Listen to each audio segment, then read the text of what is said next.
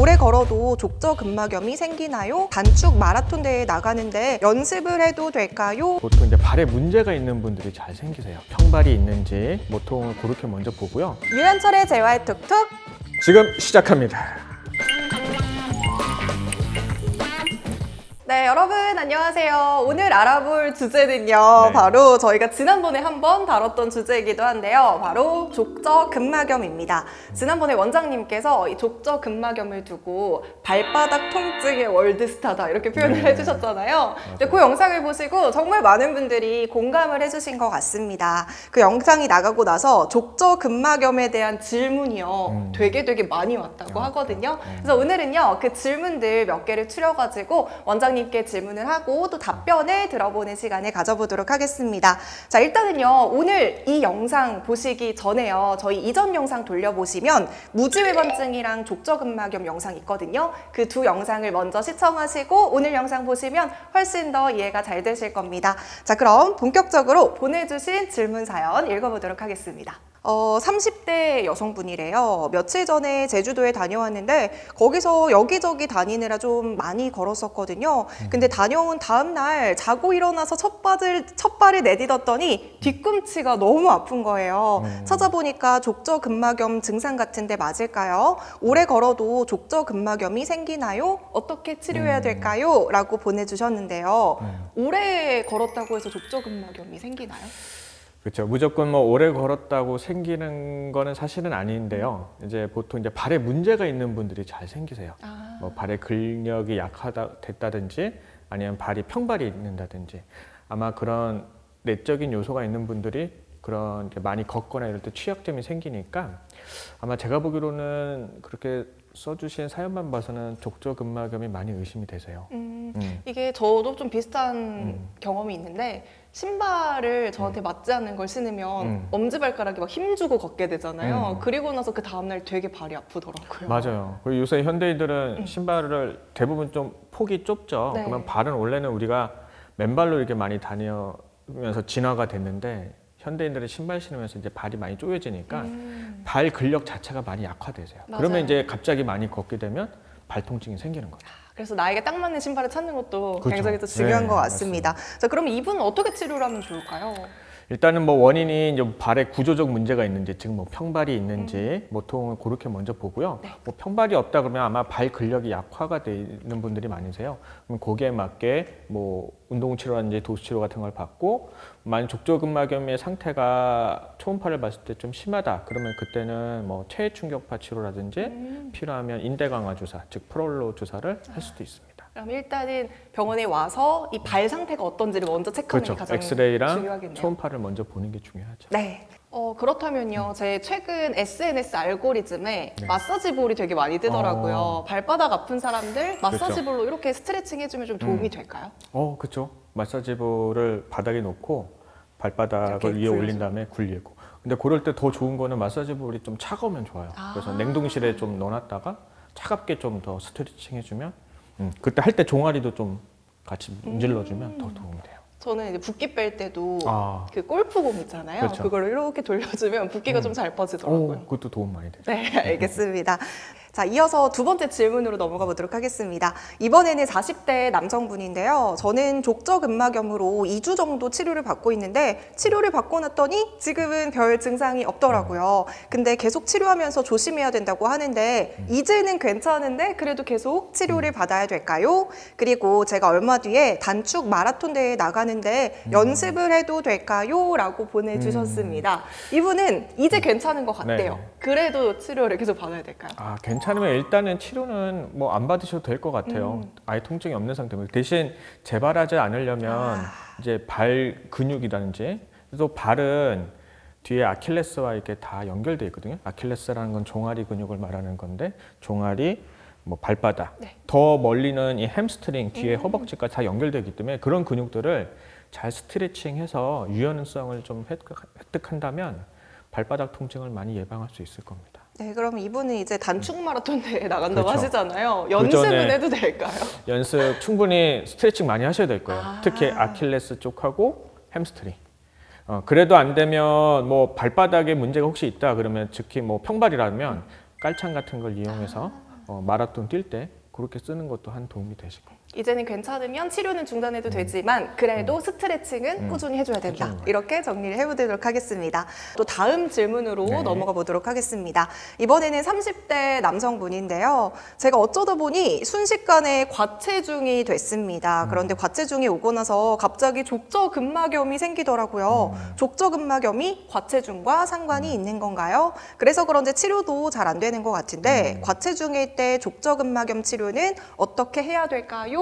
라고 남겨주셨어요. 그렇죠. 제일 먼저는 이제 네. 체중을 빼셔야 됩니다. 그쵸. 네. 왜냐면 발은 아치가 있기 때문에 우리 사진 요거 한번 그림 보시면 족저근막염에 의한 요 슬라이드인데요. 위에 보면 우리가 아치라고 해서 저렇게 족저근막 위에 이렇게 터널 같이 이렇게 높이가 있죠. 네. 근데 저게 이제 체중이 많이 실리면 이제 내려갑니다. 내려가면 족저근막에 걸리는 부하도 많이 걸리기 때문에 그럴 땐 체중을 좀 감소하는 게 좋고 발바닥 운동도 많이 해주면 좋습니다. 네, 그러면 이제 과체중이면 일단은 체중을 먼저 빼는 게 중요하다. 그렇죠. 이렇게 하고 생각을 해보면 통증이 되겠죠. 심하면 병원 와서 치료도 병행하면 좋죠.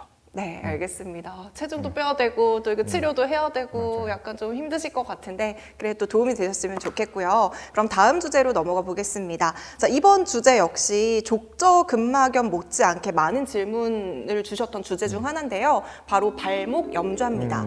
아무래도 이제 날씨가 최근에 좋다 보니까 활동량이 많이 늘어나시는 것 같은데요. 그래서 발목 쪽에 문제가 많이 생기는 것 같습니다. 원래 봄철, 여름철 이때 특히 더 발목 쪽에 통증 호소하시는 분들, 병원 내원해 주시는 분들 많은가요? 그렇죠. 이제 겨울에는 대부분 다 집에 계시잖아요. 네. 그러다 이제 봄 되면 많이들 운동도 하고 뭐 다이어트도 해본다 그러면서 이제 하시다가 많이 부상을 입어서 많이 오시죠. 네. 특히나 이제 겨울보다는 봄이나 여름철에 많이 제일 병원에 많이 내원해 주신다고 하는데요. 그럼 바로 질문 사연 읽어보도록 하겠습니다. 자, 30대 남성입니다. 이번에도 남성분의 사연인데요. 축구를 하다가 발목을 삐었는데 병원에서 염좌라고 하더라고요. 꼭 기부스를 해야 될까요? 어떻게 관리해야 될까요? 라고 보내주셨는데요. 이제 많은 남성분들이 특히 많이 하는 게 축구, 뭐 풋살, 마라톤 이런 거 많이 하시잖아요. 그래서 발목 염좌에 걸려졌다고 하는데 이때는 또 기부스를 꼭 해야 될까요? 그렇죠. 그게 이제 많이들 궁금해하세요. 근데 깁스의 기준은 일단은 환자분의 인대 상태를 파악하는 게 중요해요. 근데 인대 상태 파악할 수 있는 게 우리가 진찰을 통해서도 할 수 있지만 초음파라는 장비를 이용하면 그 찢어진 정도를 알 수가 있습니다. 많이 찢어지지 않으면 이제 물리치료라든지 아이스 찜질이라든지 소염제 먹고도 많이 좋아질 수 있고요. 근데 찢어진 게 한 중기 이상, 한 반 이상 찢었다. 그러면 그때는 반깁스라든지 그런 걸 해야 됩니다. 뭐 많이 찢어지면 당연히 깁스를 해야 되고요. 그래서 그 기준을 보통 병원에 가시면 초음파를 꼭 보셔서 인대에 찢어진 범위를 파악하는 게 제일 중요합니다. 깁스를 결정할 때는. 네, 아프다고 이제 며칠 쉬면은 괜찮아지겠지라고 생각하지 마시고요. 일단은 병원에 오셔서 꼭 나의 인대 상태가 어떤지 확인해 주시는 게 가장 중요할 것 같습니다. 자, 그런데 이제 치료도 굉장히 중요하지만 치료 후의 관리도 당연히 중요하잖아요. 발목 염좌는 치료 후에는 어떻게 관리해야 될까요? 그러니까 인대가 아마 우리가 피부에 상처가 나면 아물죠. 네. 인대도 일단 찢어져도 어느 정도 초기 때는 잘 아뭅니다. 근데 그게 찢어진 정도가 심하다 그러면 그때는 낫다가 멈출 수가 있어요. 그러니까 다 안 나은 거죠. 한 70%만 낫다가 30%안 나는 경우가 있는데 그런 경우여도 통증이 만약에 없으면 보통은 이제 근력 운동으로 많이 커버를 즉 안정화를 많이 잡아주고요. 근데 그게 통증이 계속 남아 있다 그러면 그때는 치료를 해야 됩니다. 어떤 치료냐면 그 인대를 다시 재생해주는 뭐 체외 충격파 치료라든지 아니면 좀 더 침습적인 주사 치료를 즉 프롤로 주사를 병행하면 도움이 되고요. 좀 더 많이 찢어진 분들 같은 경우는 재활 치료도 해야겠죠. 뭐 파워 운동이라든지 밸런스 이런 재활 치료까지도 상태에 따라 고민을 할 수가 있습니다. 네, 그럼 재활 치료를 만약에 해야 된다면 어느 정도의 기간을 두고 하나요? 보통 우리가 재활 치료하면 많이 찢어진 경우는 3개월에서 보통 길게는 6개월까지도 갈 수 있습니다. 네. 그 인대가 있는데 어느 인대가 찢어졌나에 따라 다른데요. 한번 요 슬라이드 한번 사진을 한번 보시면 저렇게 이제 발목이 우리가 다치는 이제 그 꺾이는 네. 모양이 저렇게 다 다릅니다. 아파 보여요. 너무. 바깥쪽이 꺾이면 바깥쪽이 찢어지고 네. 안쪽이 꺾이면 안쪽이 찢어지고 저렇게 돌아가면서 찢어지면 위가 찢어지는데 네. 보통 발목이 외측이 찢어진 경우는 또 잘 치료가 됩니다. 근데 안쪽이 찢어진 경우는 좀 많이 삐어 있는 경우가 많고요. 아니면 또 바깥쪽이 많이 삐면서 안쪽까지 찢어진 경우는 좀 치료가 길어집니다. 근데 더 중요한 건 저 위쪽, 맨 마지막 아래쪽 보시면 그 위에, 발목 위에도 인대가 있는데 저 발목 위에 인대를 모르고 방치하면 나중에 발목은 잘 치료했는데 계속 통증이 있는 경우가 있어요. 그런 경우는 대부분 보면 저 위에 있는 인대를 모르고 이제 넘어간 경우가 많이 있죠. 그래서 저는 그 인대 종류에 따라서 치료가 좀 다 달라질 수 있다. 그렇게 보시면 될 것 같습니다. 네, 저 정도로 발목이 돌아가면 인대도 인대인데 뼈가 부러지지도 뼈가 부러지지 않을까요? 그렇죠. 네. 뼈의 연골이 깨지는 경우도 있어요. 근데 그거는 이제 의사가 환자를 보면서 많이 붓는다든지 잘 낫지 않는다. 그러면 인대만 보는 게 아니라 인대 치료했는데 잘 안 나. 그러면 그때는 MRI를 찍어서 연골까지 확인을 해주는 게 아주 중요합니다. 네, 여러분 이제 날씨가 좋아서 많이 외출하시는 분들 많으신 것 같은데요. 이렇게 다치면 최소 3개월에서 6개월까지도 치료를 하셔야 된다니까 꼭 조심해 주시길 바라겠습니다.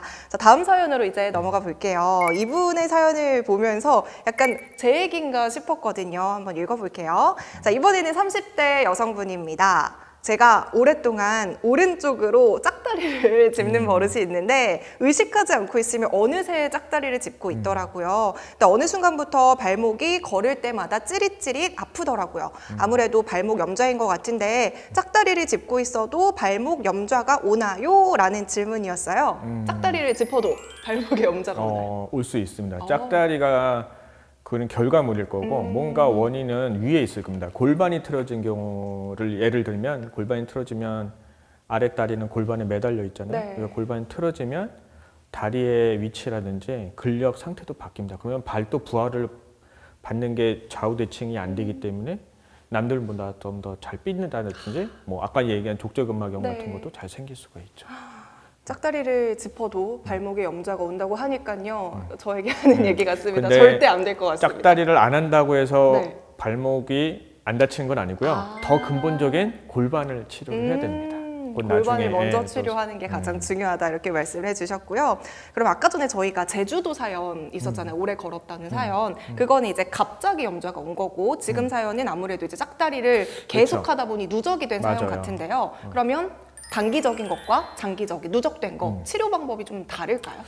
다르진 않고 이제 원인을 어디에 두냐에 따르죠. 뭐 급성으로 잠깐 온 경우는 보통은 그렇게 이제 발목만 봐고 뭐 주변 치료하면 잘 나을 테지만 뭔가 치료인데 또 아파, 또 달 치료인데 또 아파. 그러면 그때는 원인을 좀 멀리서 찾아봐야 됩니다. 뭐 골반이라든지 뭐 우리가 목까지도 볼 수가 있거든요. 척추를 그러니까 또 보는 경우도 많죠. 그러니까 자꾸 재발하는 경우는 발목 무릎만 보는 게 아니라 좀 더 멀리 전체적인 한번 자세를 보는 게 중요합니다. 몸이 연결되어 있으니까. 그렇죠.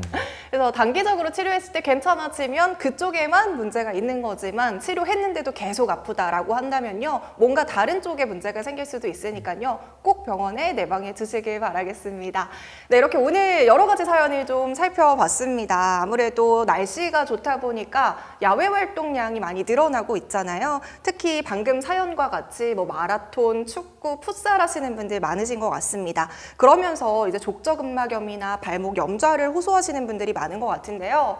여러분 야외 활동 하시기 전에요. 꼭 발목 스트레칭 해주시는 거 잊지 말아주시길 바라겠습니다. 오늘 이 밖에도 질문이 굉장히 많았었거든요. 근데 네. 저희가 이제 시간 관계상 다 질문들을 다루지 못하는 점 죄송하다는 말씀 드려보면서 혹시라도 저희 영상 보시다가 또 궁금한 내용 있으시다면 언제든지 댓글로 남겨주세요. 그럼 오늘의 주제는 여기서 마무리하겠습니다.